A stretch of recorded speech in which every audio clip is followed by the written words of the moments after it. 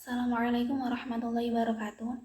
We are from fourth group. My name is Ainaya Anasia Salsabila and my friend Dewi Rabiatul Adawiyah and Ahmad Khairi. Today we will explain about the procedure translation. Before we start our lesson today, let's read Basmalah together.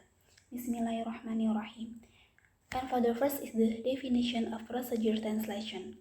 According to KBBI, a procedure is an activity stage to complete an activity. What is meant by the translation procedure is the activity stage to complete the translation. The difference between the method and the procedure lies in the unit of application. The translation method embraces with the whole text, while the translator procedure applies to sentence and smaller language units, textual micro-units such as clauses, phrases, words. Jadi, definisi dari prosedur penerjemahan. Menurut KBBI, prosedur adalah tahap kegiatan untuk menyelesaikan suatu aktivitas, yaitu tahap kegiatan untuk menyelesaikan penerjemahan.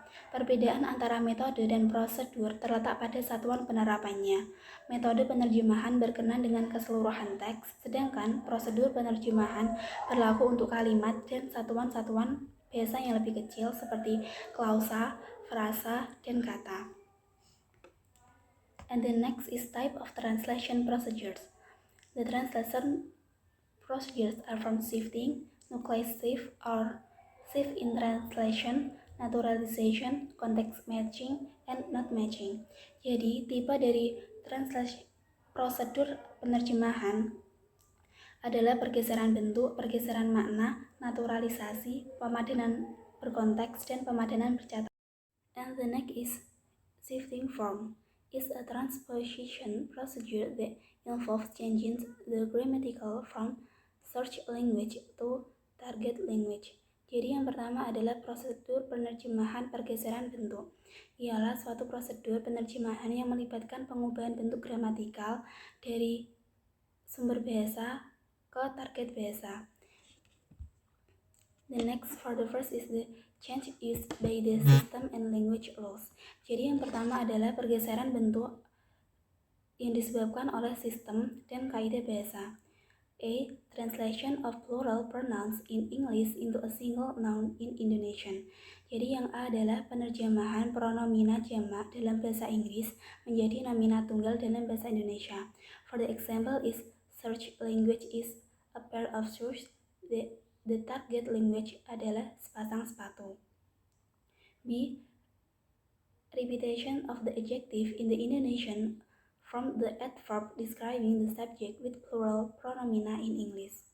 Jadi yang B adalah pengulangan adjektif dalam bahasa Indonesia dari adverbia yang menerangkan subjek berpronomina jamak dalam bahasa Inggris. For example is the cars in the showroom are expensive. Target language, mobil di ruang pajang bagus-bagus. C. Adjective plus nomina become nomina plus adjective. For example, handsome man, target language-nya adalah pria yang tampan. And for the next is shift of grammatical structure. And for the next is shift of a grammatical structure in source language does not exist in target language. Jadi yang kedua adalah pergeseran karena struktur gramatikal dalam source language tidak ada dalam target language. A. Object in the foreground in Indonesian that is not in the grammatical structure of English except in passive sentence.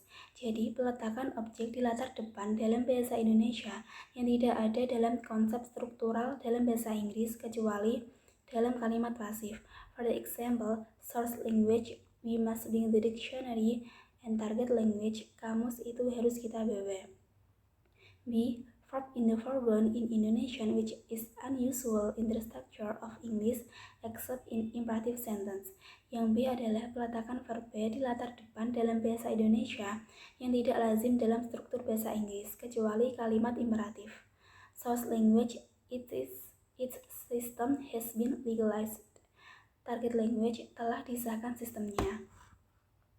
And the next is the equivalent source language is unnatural or stiff in target language. Jadi pergeseran yang nomor 3, pergeseran karena alasan kewajaran ungkapan. Padanan source language tidak wajar atau kaku dalam target language.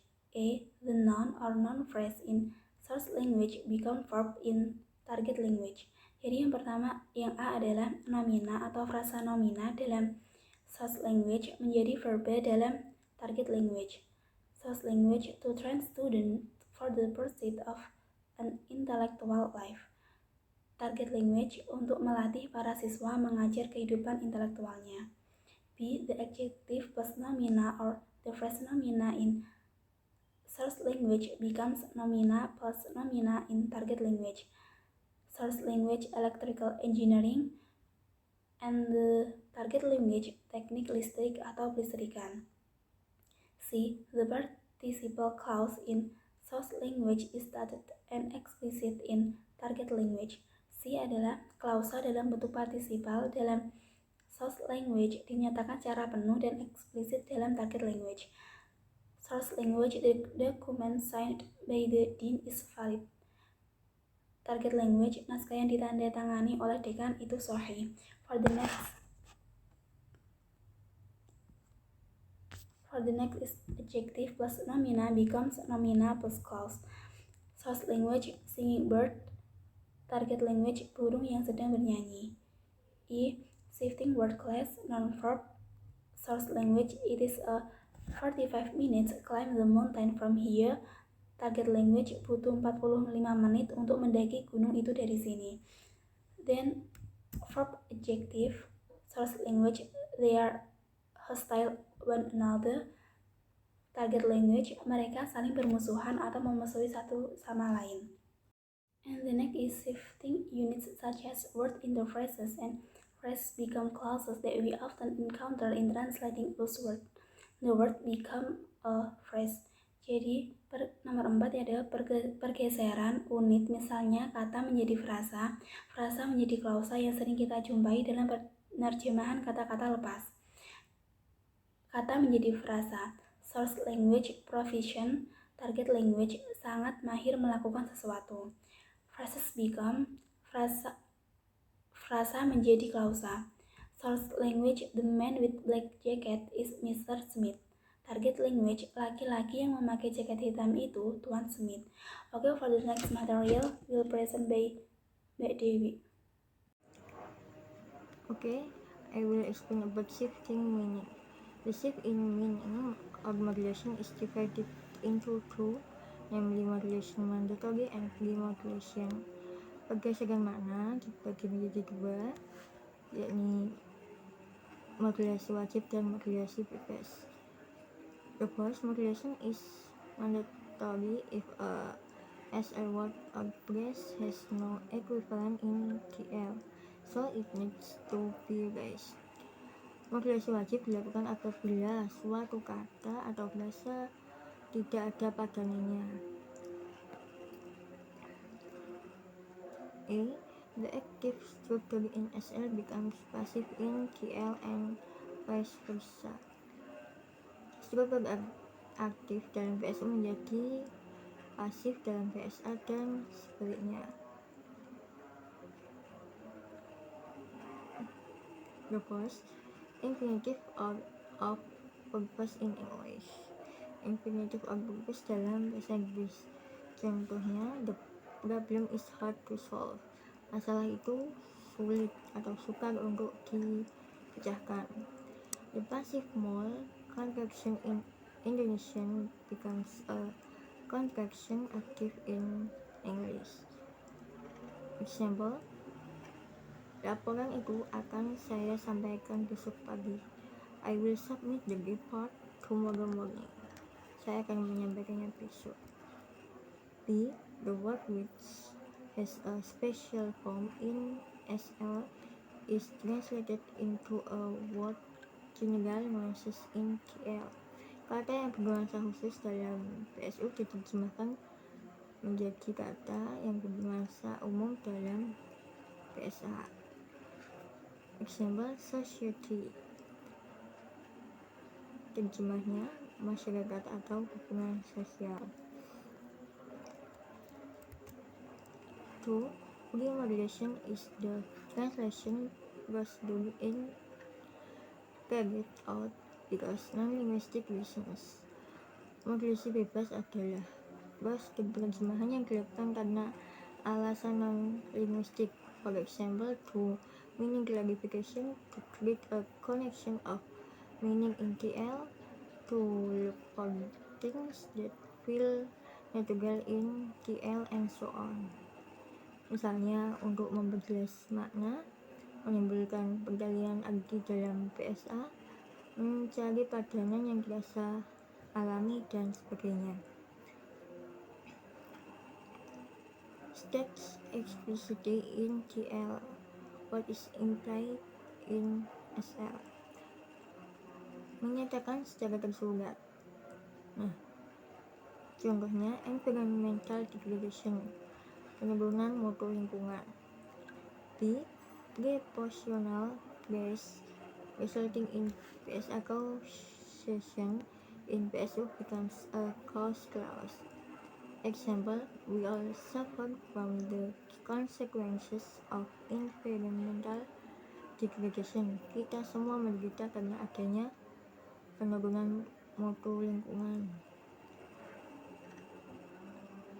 Prepositional phrase ini adalah frasa sebab akibat dalam PSU menjadi klausa sebab akibat dalam PSA. Thus, the positive form in SL becomes negative quad in TL. Example, conflicts are bound to occur. Translate is konflik militer tak urung terjadi juga. Jadi kata urung ini dimaknai tidak jadi.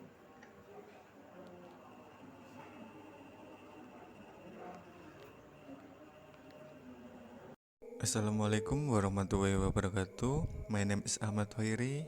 I will continue the presentation in the context matching. Contextual condition is the placement of information in context, so that its meaning is clear to the recipient of the information. An example of this translation procedure is the translation English phrase good evening and good night into context of Indonesia or vice versa. The context of good evening in language of the UK is commensurate with the context of selamat malam for situation in Indonesia. When people meet at night, and then the context of good night translated into context of selamat malam for situation when people part at night, so that its translation could be selamat berpisah or selamat tidur, which is very different from selamat malam in its good evening. Jadi dalam konteks matching atau pemadanan konteks ini, penerjemah mencoba menerjemahkan frasa-frasa atau kata-kata itu disesuaikan konteksnya, karena ada beberapa kata yang mungkin artinya sama tapi konteksnya berbeda, seperti hanya kata good evening dan good night yang mempunyai arti selamat malam. Namun di sini good evening cenderung menjelaskan selamat malam, sedangkan good night itu menjelaskan seperti selamat berpisah atau selamat tidur, atau bisa dikatakan seperti ucapan selamat tidur, seperti itu. Jadi meskipun good evening dan good night itu artinya sama-sama selamat malam, cuma konteksnya penempatannya berbeda. And the next, notes matching. Notes matching in a translation procedure use if the translator translate a word or phrase that is not equivalent to lexical is not in target language at all, such as word sarung, batik, gado-gado. In Indonesia don't have equivalent in English, so that is if the translator will translate the word, he must make a footnote or footnotes or notes. procedure this translation is done if the translator perform the translation ethnographic. Look the following example. Source language. Anglus is traditional musical instrument from Indonesia. Artinya, angklung adalah alat musik tradisional Indonesia. In this part, there is one word cannot be translated into English, that is angklung. So the translator give a footnote atau catatan kaki, that is angklung is one of traditional musical instrument which made from bamboo and developed from West Java. Catatan kakinya adalah angklung adalah salah satu instrumen musik tradisional yang dibuat dari bambu dan dibuat dari Jawa Barat, berasal dari Jawa Barat. And then source language, well, it's a thin acres, said George. Artinya baik, lebarnya 10 akri, kata George. Di sini ada satu kata yang sulit diterjemahkan, yaitu 1 akri, 1 acre. So the translator give a footnote, 1 acre is around same with 1 hectare. And the last, Wati membeli gado-gado kemarin. If translate to English, Wati bought gado-gado yesterday. Gado-gado is same, cannot translate it because there is no word match between Indonesia and English. So gado-gado is same gado-gado in after translator. The translator give a footnote, gado-gado is a salad which is eaten with peanut sauce. The conclusion. Procedure is an activity state to complete an activity. What is meant by translation? Procedure is activity state to complete the translation. The difference between the method and procedures lies in the unit of application. The translation method impresses with a whole text, while the translator procedure applies to sentence and small language units, contextual microunits such as clause, phrase, word. There is 5 procedure in translation. There is shifting form, shifting meaning, naturalization, context matching, and not matching. Perbedaan antara metode dan prosedur itu terletak pada aplikasi unitnya. Kalau metode itu lebih ke dalam sebuah teks, sedangkan kalau prosedur itu lebih diterapkan kepada kalimat atau unit bahasa yang lebih kecil, seperti klausa, frasa, kata-kata, dan sebagainya. Ada 5 prosedur di dalam translasi, yaitu shifting form atau perubahan bentuk, shifting meaning atau perubahan arti, naturalization, lalu context matching, pemadanan konteks, and not matching, pemadanan catatan berkaki. So, do you have any questions so far?